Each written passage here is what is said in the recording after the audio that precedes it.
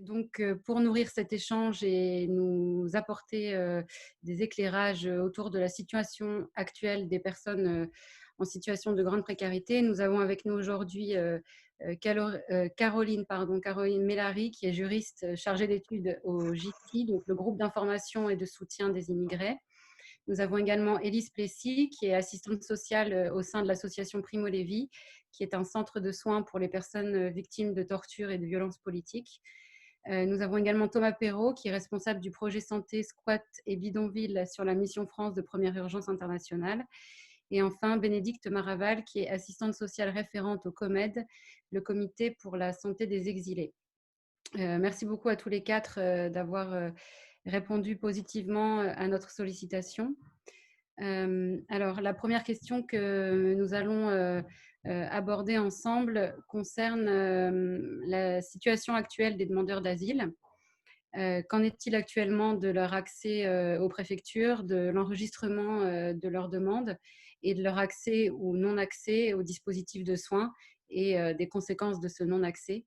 Voilà, donc à quelles difficultés font-ils face aujourd'hui, notamment dans le cadre du déconfinement?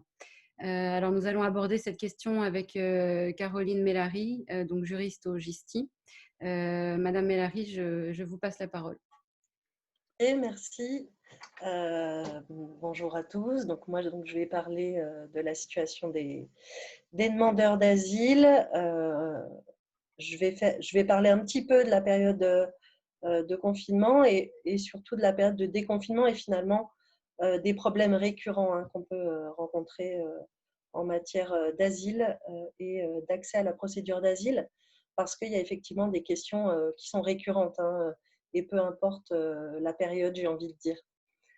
Ces questions, d'une manière générale, ne sont pas ou peu réglées par les pouvoirs publics, qui se contentent, en matière d'asile, d'ailleurs comme en matière de droit des étrangers, de faire des réformes successives qui ne font que compliquer la vie des exilés qui viennent chercher notamment une protection en France et qui les précarisent toujours davantage, avec bien sûr dans chaque réforme quelques mesures écran de fumée, deux, trois mesures positives dont on entend beaucoup parler dans les médias.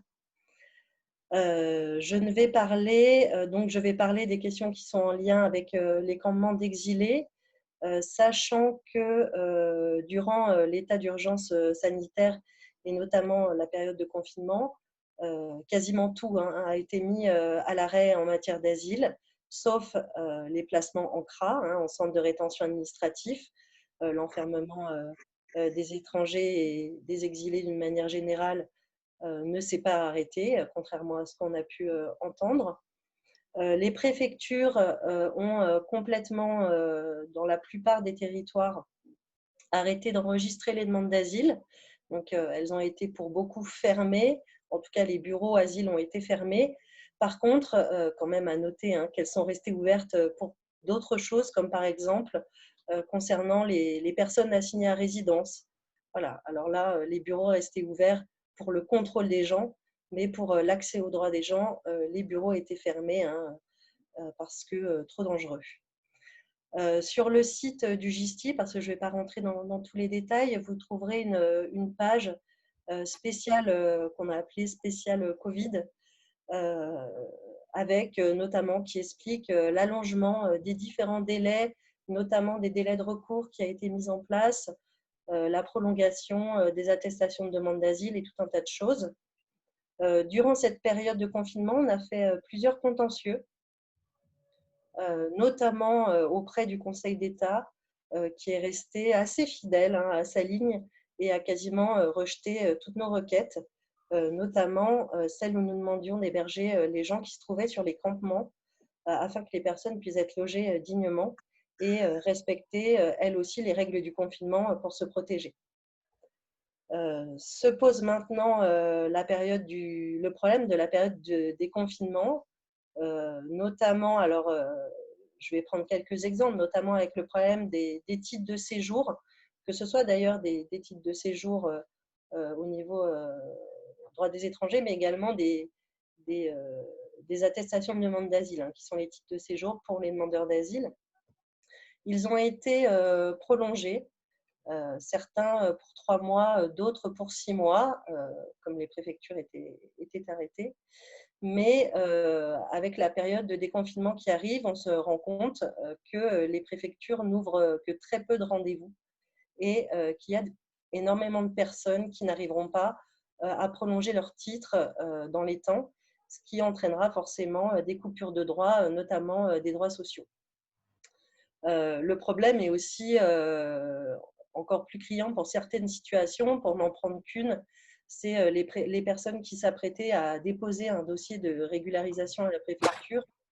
Il va falloir tout refaire le dossier. Et en attendant, ils vont rester sans droit encore certainement un bon moment, sachant qu'avant le confinement, il était déjà très difficile d'obtenir un rendez-vous en préfecture avec le système dématérialisé des prises de rendez-vous.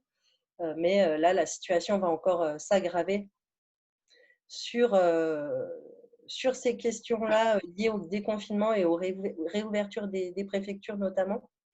La CIMAD a déjà mis sur son site plusieurs conseils pratiques et bientôt on va également publier une page sur le site du GISTI qui sera sur la reprise des différentes activités liées au droit au séjour des étrangers et aussi de la réouverture pour les demandeurs d'asile. Pour revenir au campement d'exilés et au squat, 2 mots quand même dessus pour introduire. Il faut savoir qu'il y en a donc, des campements, des squats évidemment, il y en a sur tout le territoire français. En Île-de-France, il y a de gros campements depuis 2015, mais ce n'est pas une situation récente. Il y a toujours eu des demandeurs d'asile à la rue et des squats. Il y a également, on connaît peut-être plus les campements dans le nord de la France, la jungle de Calais ou le campement de Grande-Synthe, par exemple, qui existait avant les années 2000. Plus récemment, on a vu aussi des grands campements dans certaines villes comme Metz avec le camp de Blida ou aussi à Marseille avec des campements et aussi beaucoup de squats assez importants, notamment avec pas mal de mineurs isolés étrangers, dont des mineurs demandeurs d'asile. Alors pourquoi, moi j'ai envie de répondre un peu, de donner des éléments sur pourquoi il y a des campements, pourquoi on continue en France aujourd'hui à avoir des campements d'exilés, des exilés qui dorment à la rue et qui sont sans droit.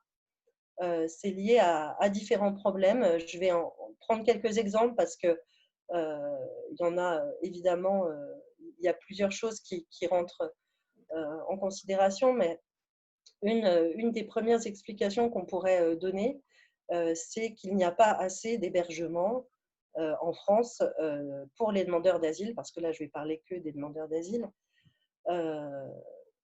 Le manque d'hébergement en matière d'asile, ce n'est pas quelque chose de récent, c'est même quelque chose d'assez ancien. C'est une politique qui est menée par les différents gouvernements successifs et c'est une sorte de maltraitance assumée qui consiste à n'héberger grosso modo que la moitié des demandeurs d'asile. La moitié des demandeurs d'asile au sein du dispositif national d'asile, ce qu'on appelle le DNA, qui est le dispositif, qui est un dispositif pour lequel on note tous les ans un budget largement insuffisant. Donc, c'est vraiment une politique assumée. Or, c'est important d'être hébergé, évidemment, mais c'est important pour les demandeurs d'asile d'être hébergés pendant toute la durée de sa demande d'asile et d'être hébergés au sein du DNA, car les demandeurs d'asile ont besoin notamment d'une assistance sociale, administrative, mais aussi juridique, en lien avec leur demande d'asile. Les autres structures type hébergement d'urgence, bon, évidemment, on va en reparler certainement, mais non seulement sont saturées, mais en plus, ils n'offrent pas ce genre d'assistance qui est pourtant extrêmement importante, notamment pour les demandeurs d'asile. C'est une activité cette assistance devrait être mise en place par ce qu'on appelle les SPADA, c'est les structures d'accueil pour demandeurs d'asile, qui devraient jouer ce rôle d'assistance pour les personnes non hébergées, mais les SPADA ne le font quasiment pas. Le deuxième problème, donc, c'est l'enregistrement de la demande d'asile, parce que sur les campements, il y a aussi beaucoup de gens qui n'ont pas encore réussi à entrer dans la procédure d'asile, n'ont pas réussi à enregistrer leur demande d'asile. En 2015, on a eu une loi qui a pas mal réformé les procédures d'asile en France. Et cette loi nous a dit que l'autorité administrative avait 3 jours pour enregistrer une demande d'asile. Tant que ces personnes ne sont pas enregistrées, elles sont sans droit. C'est-à-dire qu'elles n'ont pas le droit au séjour, elles n'ont pas de CMA. Donc les CMA, c'est les conditions matérielles d'accueil, c'est-à-dire hébergement, allocation, domiciliation, et elles n'ont pas d'accès à l'assurance maladie. On en parlera un peu plus tard de ça. Depuis 2016, les associations multiplient les contentieux car l'enregistrement des demandes d'asile prend plusieurs mois, au mieux plusieurs semaines. Mais c'est vraiment au mieux. On a eu gain de cause plusieurs fois, notamment avec une décision qui est allée jusqu'à remettre en cause complètement le système global d'enregistrement des demandes d'asile en Île-de-France. Mais le système perdure pourtant. Les préfectures, d'une manière générale, mais notamment celle d'Île-de-France, qui est quand même les préfectures qu'on côtoie le plus au GISTI, notamment dans le cadre des permanences qu'on fait pour les exilés sur les campements, fixent des quotas journaliers de rendez-vous. Et évidemment, ce nombre de rendez-vous en préfecture journalier est bien moins important que le nombre de personnes qui souhaitent déposer une demande d'asile. Tant que le nombre de rendez-vous ne sera pas calé sur le nombre réel de personnes qui sollicitent l'asile, il y aura toujours des demandeurs d'asile, en tout cas des exilés primo-arrivants en situation de précarité extrême. Pendant la période de Covid, juste une petite parenthèse, c'est la seule requête qu'on a gagnée auprès du Conseil d'État. Les préfectures d'Île-de-France ont été obligées de reprendre l'enregistrement des demandes d'asile, car tout avait été mis à l'arrêt, sachant que l'asile est un droit fondamental et que le Conseil d'État n'a pas pu aller jusqu'à dire que l'arrêt de l'enregistrement de la demande d'asile n'était qu'un détail. La troisième explication, pourquoi il existe des campements, j'ai envie de parler rapidement de la procédure Dublin et des gens qui se retrouvent en procédure Dublin, parce qu'il y en a beaucoup sur les campements. Un mot sur la procédure Dublin, pour ceux qui ne connaissent pas du tout.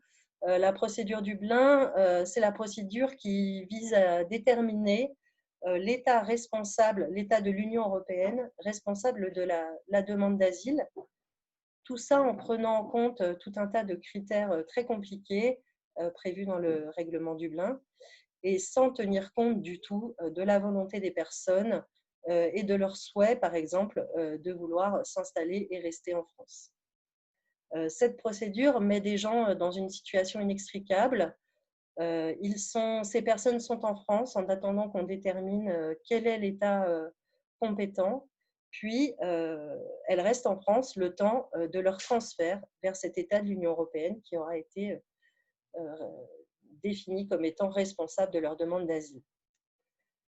Au sein des permanences qu'on fait à la Chapelle, donc cette permanence qui existe depuis 2015, où le public, c'est beaucoup le public des campements parisiens. Je vois plusieurs personnes, hein, j'ai des exemples en tête, mais des gens qui sont arrivés il y a longtemps, en 2016, qui sont passés par la procédure Dublin. Certains ont même été transférés plusieurs fois vers l'Italie, ils sont revenus à chaque fois. À chaque fois, ils se retrouvent de nouveau en procédure Dublin. Et aujourd'hui, en 2001, ils n'ont toujours pas pu expliquer donc à l'OFPRA, qui est l'organisme qui décide si on peut être réfugié ou pas, pourquoi ils ont quitté leur pays, quelles persécutions ils ont subies et qu'est-ce qu'ils risquent en cas de retour dans leur pays. Donc, c'est des situations extrêmement compliquées. Ces situations s'aggravent d'autant plus pour ces personnes en procédure Dublin que beaucoup d'entre elles se retrouvent, on dit, placées en fuite, c'est-à-dire qu'à un moment de leur procédure Dublin, elles ont un choix à faire, c'est-à-dire accepter leur transfert et aller au rendez-vous en préfecture, peut-être se faire arrêter, placer en rétention et donc transférer, ou se cacher. Et alors là, ça veut dire se cacher, perdre son titre de séjour, son hébergement et son allocation. Et donc, dans ce cas, la personne est déclarée en fuite et pendant 18 mois, elle n'aura non seulement pas le droit de demander l'asile, mais elle sera sans droit en France.